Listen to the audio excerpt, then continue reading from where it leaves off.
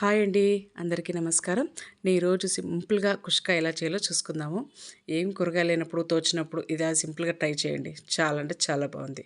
ముందుగా మనము 2 table spoons గీ వేసుకొని దాంట్లో చెక్క, లవంగ, యాలకలు, సాజీరైనా వేసుకోవచ్చండి. నేను జీలకర్ర వేశాను. అది వేగంగానే మనం కొంచెం ఆనియన్స్ కూడా వేసేసుకుందాము. 2 లార్జ్ ఆనియన్స్ వేసుకున్నాను. ఆనియన్స్ బాగా గోల్డెన్ బ్రౌన్ కలర్ రావాలండి. అట్లా వస్తే బాగుంటుంది. తర్వాత దాంట్లోనే మనం అవి వేగాక టమోటాలు కూడా 2 టమోటాలండి, పెద్ద టమోటాలు కట్ చేసి వేసేసుకుందాము. అది స్కిన్ సెపరేట్ అయ్యేదాకా వేగితే చాలండి. ఆ లోపల మనం మసాలా రెడీ చేసుకుందాము. మనము మసాలాలో అల్లం, వెల్లుల్లి, పచ్చిమిరపకాయలు, పుదీనా, కొత్తిమీర కలిపి నేను పేస్ట్ చేసి పెట్టుకున్నాను. ఆ పేస్ట్ వేసేసుకుందాము. ఇప్పుడు రిమైనింగ్ టమోటా కూడా ఈ మసాలాతో పాటు మగ్గిపోతుంది. దీంతోనే మనం 1 టేబుల్ స్పూన్ పసుపు, 1 టేబుల్ స్పూన్ కారం వేసుకుందాము.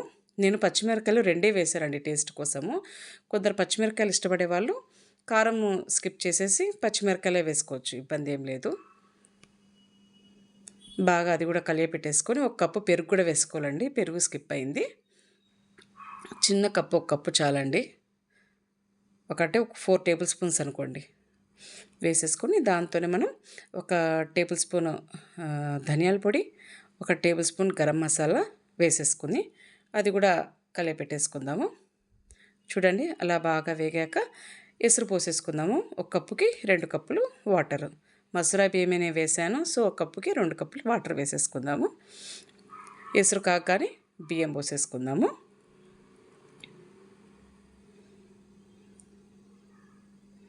ఎసురు కాగిందండి, రైస్ వేసేసుకుందాము.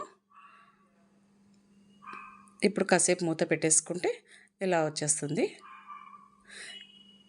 పైకి వాటర్ అంతా పైకి వచ్చేస్తుందండి, కింద మాత్రం గట్టిపడిపోయింది.